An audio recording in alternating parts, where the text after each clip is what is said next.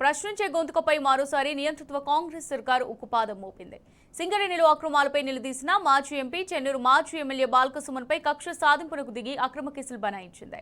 ఈ క్రమంలో బీఆర్ఎస్ కేంద్ర కార్యాలయం తెలంగాణ భవన్ వద్ద పోలీసులు బాల్కసుమన్ను అదుపులోకి తీసుకుని నాంపల్లి పోలీస్ స్టేషన్కు తరలించారు. న్యాయమూర్తి 14 రోజుల రిమాండ్ విధించడంతో చెంచల్గూడ జైలుకు తరలించారు.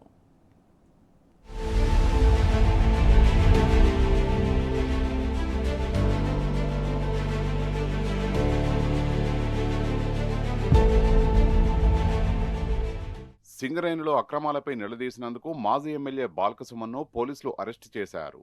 ఆయన్ను అరెస్టు చేసేందుకు శనివారం మధ్యాహ్నం టాస్క్ ఫోర్స్ పోలీసులు పెద్ద సంఖ్యలో తెలంగాణ భవన్ను మోహరించారు.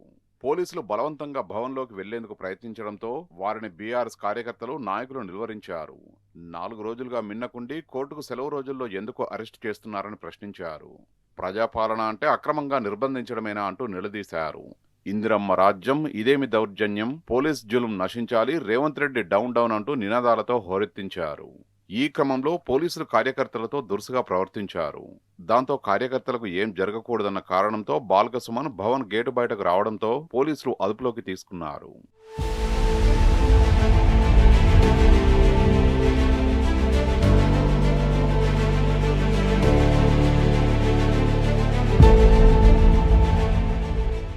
సింగరేణి విషయంలో నిజాలు బయటపెడుతున్న సుమన్ మీద అక్రమ కేసులు బనాయించి అరెస్టు చేసిన పోలీసులు నాంపల్లి ఠాణాకు తరలించి సుమారు 3 గంటల పాటు విచారణ చేశారు.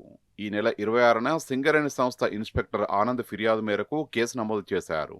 పోలీస్ స్టేషన్లో ఇన్స్పెక్టర్ వాంగ్మూలాన్ని సైతం రికార్డు చేశారు. సుమన్పై 326G, 351(3), 1B, red with 55, red with 61(2)A BNS 4 PDPPA సెక్షన్ల కింద కేసు నమోదు చేశారు.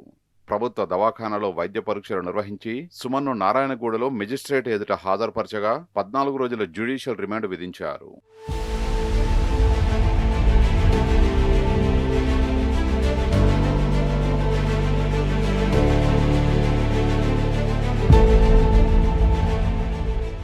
తనపై అక్రమ కేసులు పెట్టడంపై ఉన్న శ్రద్ధ సింగరేణి కార్మికుల సంక్షేమంపై పెట్టాలని సర్కార్కు బాల్కసుమన్ హితవు పలికారు. చిత్తశుద్ధి ఉంటే వారసత్వ ఉద్యోగాలు ఇవ్వాలని, కార్మికులకు ఇండ్ల పట్టాలు ఇవ్వాలని డిమాండ్ చేశారు. సింగరేణిలో సోలార్ ప్లాంట్లు, నైని బొగ్గు బ్లాకుల వేలంలో కాంగ్రెస్ పెద్దలు కుంభకోణాలకు తెరలేపారని విమర్శించారు.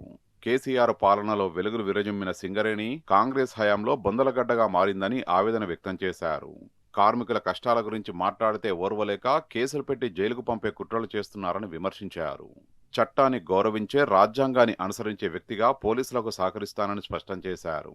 అంతిమంగా న్యాయం ధర్మానిదే విజయమని తేల్చి చెప్పారు సుమన్. 2009 నుంచి 2014 వరకు వివిధ సందర్భాల్లో జైళ్లలో ఆనాడు నన్ను టార్గెట్ చేసి కాంగ్రెస్ ప్రభుత్వం ఉంచింది. మళ్ళీ వాళ్ళ అధికారంలోకి వచ్చినటువంటి కాంగ్రెస్ ప్రభుత్వం మళ్ళీ నన్ను టార్గెట్ చేస్తూ ఉంది. ఈ 3 సంవత్సరాల పాలనలో నా మీద 10ల సంఖ్యలో కేసులు పెట్టింది. మరి పాత రికార్డు వీళ్ళు బద్దలు కొడతారో ఏందో తెలియదు. గతంలో 226 కేసులు ఉండే నా మీద తెలంగాణ ఉద్యమంలో.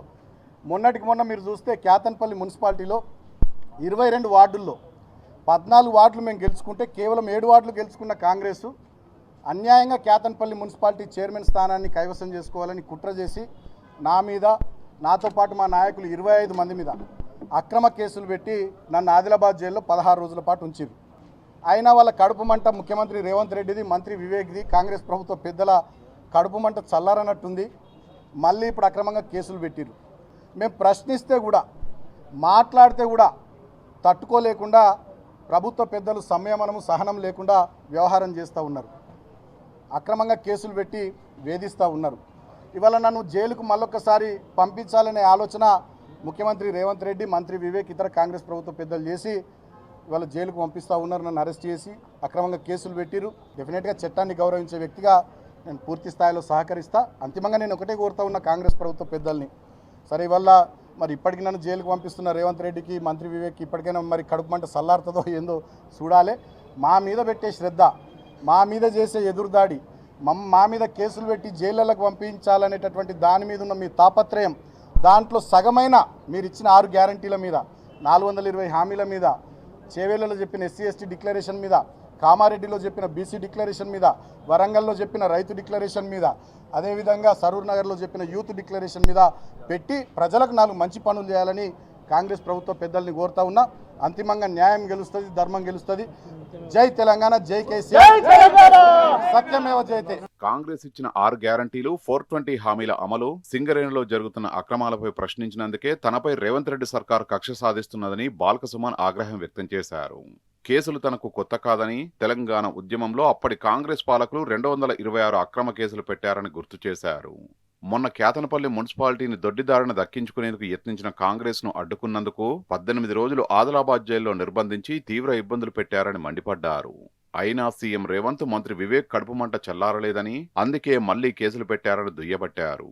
తాను 2014లో ఎంపీగా, 2018లో ఎమ్మెల్యేగా సింగరేణి కార్మికుల ఓట్లతోనే గెలిచానని, అందుకే కార్మికులకు కాంగ్రెస్ సర్కారు చేస్తున్న అన్యాయాన్ని ప్రశ్నించానన్నారు. కానీ ప్రభుత్వ పెద్దలు మాత్రం వారిని ప్రశ్నించినందుకు తన గొంతు నొక్కే ప్రయత్నం చేస్తున్నారని, నన్ను అరెస్టు చేసి పైశాచికానందం పొందుతున్నారని ధ్వజమెత్తారు సుమన్.